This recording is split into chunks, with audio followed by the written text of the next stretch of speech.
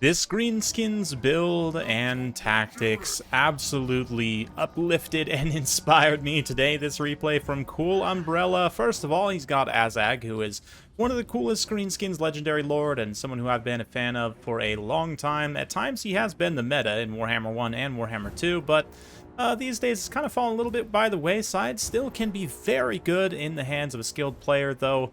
And Cool Umbrella going to try and put him to good effect here against Bretonnia. The build and tactic also, as I mentioned, outside of Azag, but he is very cool. And it seems appropriate for him to be the one to pull off this big brain move of having a weak center of 5 goblins as kind of a trap here. We've got 2 black orcs hidden in the woods. And then look at this massive double flank overload of cavalry. We've got 2 spider riders, 2 wolf riders, and 2 boar boy biggins on each side here. Hidden in the woods and just kind of scattered around. For the Bretonnians he's facing, we've got Lewin up in the air, back line of knights. We've got Knights of the Realm, Questing Knights in the center, Lore of Life, Damsel, of course, Rockin', Dwellers, and Earthblood. What else? 5 mobs scattered about, Battle Pilgrim, we've got men-at-arms, and some bowmen with pox, arrows, and regular arrows as well. So, don't forget the yeomen up front, including the Wards of Montfort, some additional poison. So, yeah, let's get things going. This is going to be very interesting to see how the Bretonnians respond because, I mean, just on the face of it, these goblins will beat peasant mobs eventually and break through. The Battle Pilgrims will trade okay, but we've also got these Black Orcs to contend with. Likewise, your own cavalry is just going to get swamped and outmatched by all these Wolf Riders, Spider Riders, no archers, just all melee. Greenskins here. No sneaky missile attacks, just straight into chopping and such. The Goblin's going to get into combat over here. The entire right flank is still just staying hidden for the moment. Azag also staying well back and out of reach of Lewin as the Goblins engage. The Knights come to help in the front line, but again, that's going to pull them away from other positions where the Greenskins can potentially pressure, although I will say the Goblins definitely paying a price against Battle Pilgrims and Peasant Bowmen. The Knights of the Realm also getting in some good charges, but cavalry ready to attack here. And again, with this type of a mass cavalry attack, the Spider Riders and the Wolf Riders can break the charge of the Knights of the Realm, and then the Boar Boys can follow up and actually get the armor-piercing anti-large attacks. Bretonnia responds to this side heavily, though. Lewin rushes in. They've got Dwellers below online as well. That does mean, again, in the center, they're going to be fairly weak. They do break through there with the Knights and Battle Pilgrims. Azag immediately responds, and then the cavalry counterattack as the right flank of the Greenskins sweep in. Big old wah pops off just in time to help out the charge of these Boar Boys. Through this little gap here, they're going to get counteracted by some Knights of the Realm, but still should be pretty good with the Wolf Riders supporting. They're going to very quickly start to get in and do some work. I say very quickly. I think those peasant mobs are hanging on for a decent amount of time, but still punishing the Bretonnians where they overextend. This left side, it turns into a bit of a disaster, but at the same time, I mean, a lot of these Greenskins units are going to get routed off, but the Wolf and Spider units especially really haven't taken all that much in terms of losses. They can still get in here and disrupt and be effective at going after these archers after the Knights and Lewin switch to the other side, which they're definitely going to need to as the rush comes in here, gets a nice surround on these Knights of the Realm. They're going to be trapped in with those Boar Boys. Really not a comfortable situation for them. These Knights, Questing Knights, also get rounded away. Battle Pilgrims getting worn down as well. They're actually probably trading okay with those Boar Boy Biggins and Spider Riders, but still just getting significantly outvalued there. Lewin supports with his Knights in the center, trying to break up Wolf Riders and Goblins, and certainly wherever they go, they will be able to break the Greenskins, but Lewin and his Knights can only be in, I mean, a couple places at a time if they were to split up, but staying together like this, which is probably a good idea at the end of the day, can only be in one place at a time, and the Greenskins regroup, and again, counterattack on the far side, pushing back the Yeomen and the Knights, Spider Riders, Wolf Riders getting through, occupying these archers and routing them off. Of course, peasants also have poor leadership, as do the Greenskins goblins especially. Another big wah is popped there as a critical engagement. Lots of the Greenskins stuff is engaged all across the field. Lewin gets in to bail out this little pocket of knights here eventually, and will contest fairly well, but certainly with the extra melee attack, 46 melee attack, 12 bonus versus large, they can make some contact with Lewin. Looks like they're not doing a whole lot of damage right now, but the Greenskins kind of MO here is going to be to mostly ignore Lewin. Like I said, he can only be in one place at a time, and with this massive swarm attack all over the battlefield, even Azag himself can try and just stay away from Lewin as much as possible. And, I mean, Bretonnia could try and just mirror Azag with Lewin and just try and continuously pressure him, but that does mean that Lewin's not going to be helping out in the ground fights where he's needed, where he can turn the tide between, like, Knights of the Realm to these Boar Boy Biggins. And Boar Boy Biggins getting a cost reduction down to 850 does make this matchup quite a bit tougher for Bretonnia, I think, especially for a very aggressive mass cavalry attack like this. I mean, granted, if you were expecting this, just take less archers and more like spearmen and, you know, polearm men-at-arms.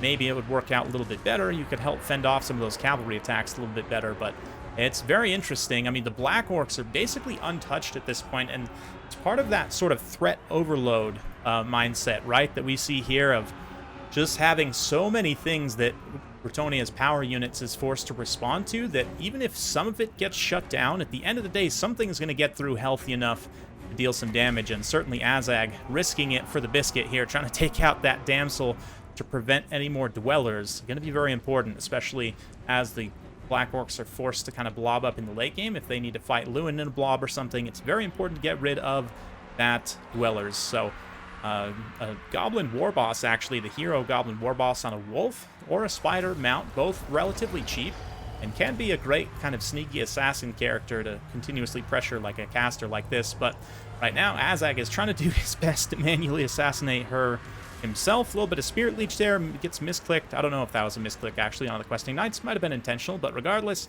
Azag is able to squeak away. 110 speed is exceptionally fast for a big monster lord in the air like this. Does come with the downside of having pretty low HP. Again, for a comparable monster. I mean, wyverns compared to dragons these days are just, I mean, it's not even close. Dragons are leagues and leagues above, but still, Azag is technically a terror-causing, armor-piercing, poison single entity that can fly. Another dweller is going to be unleashed here, mostly getting goblins, but it does actually get a pretty good chunk out of these Black Orcs here as well, as they kind of blob up around Lewin, as foretold, as the Spider Riders continue to annoy here, and they manage to hold together their leadership as Lewin flies away. The fear and terror disappear, and suddenly they're going to find themselves in a pretty good position. Little Spirit Leech there from Azag on the flyby on the Damsel, and the Spider Riders, I think, actually have an attack order on the Damsel herself, which is very smart. When you don't have the Goblin Warboss, the Spider Riders can certainly stand in in his place as a unit, and they're able to deal with the Damsel there. She does get one more Earthblood, Scroll of Shielding on herself, try and keep her alive, but not enough. She does get routed there, and let's see, Lewin's going to come try and bail her out. Literal damsel in distress here against some Black Orcs, and the Spider Riders eventually do rout. Of course, Black Orcs immune to psychology, just great leadership and mass in general. You should be able to stand and fight here relatively well, and as long as the damsel doesn't come back, she is very close to the edge of the map here, but if she were to come back and get one big dwellers, that would be devastating. In the periphery, we've just got light cavalry pressuring, continuing to chase routing units, goblins as well, just trading excellently against peasant mobs, and then Azag here, Spirit Leeching and fighting these Knights of the Realms. I guess that Spirit Leech probably was intentional, just to choose some models away from those Questing Knights earlier, but the Damsel is back. Oh man, just barely comes back at the edge of the map. But look for her to potentially heal herself back up, or maybe just commit all in, dive Lewin in here to force a blob and just go for a big Dwellers below if it's off of cooldown, if you have enough Winds of Magic left. Let's see, though. The Spider Riders are closing, and they're definitely going to rout her off in a big hurry. Stand Your Ground is popped, puts her up to 46 melee defense, helps out her leadership just that extra little bit, but in a surround like this, it's not going to matter too much, especially Azag flying into range now to Spirit Leech, but it's still going to be super close. I mean, Lewin is still basically full health, probably got quite a bit of healing cap space left. There's the Spirit Leech, not before Dwellers does get cast, and it does go off. Fortunately, not on the ideal blob, but still is going to take some HP off of these Black Orcs. Not too much, but some, certainly.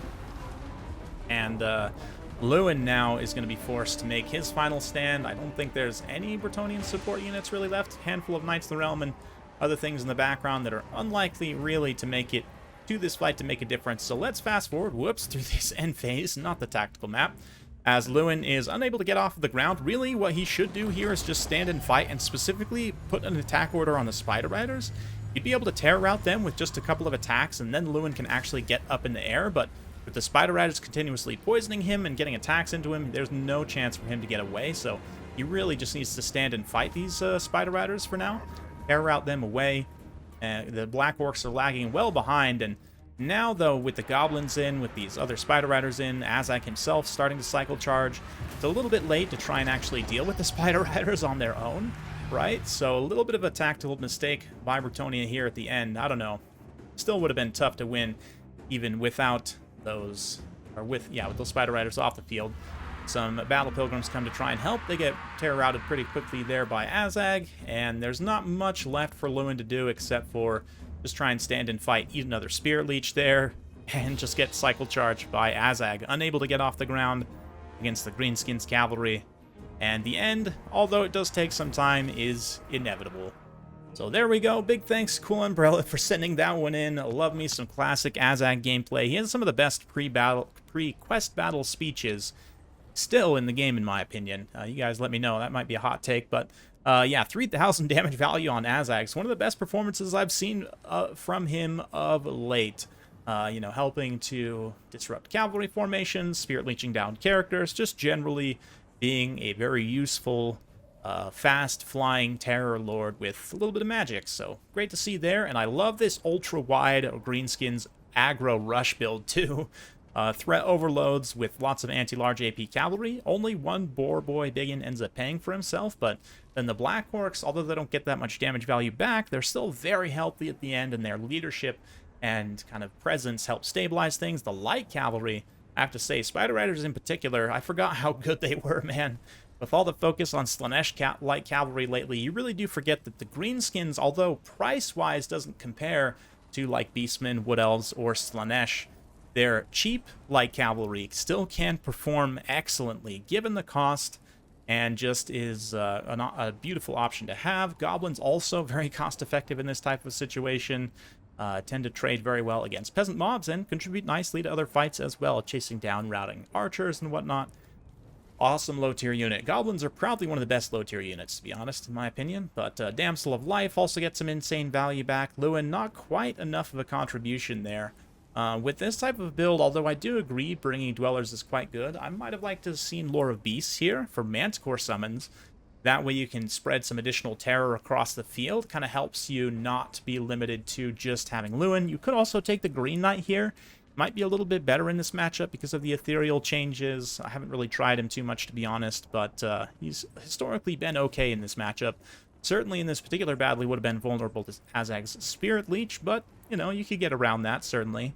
Knights generally tended to perform fairly badly as well. I mean, they had some pretty tough targets to go up against, so it's a fun one, though. Still ends up being quite close at the end of the day. Hopefully you guys enjoyed it. As a result, if you do like this sort of content, be sure to like, subscribe, hit that bell notification button. Every time I upload a new video, you'll be notified. Thanks again. We'll see you next time.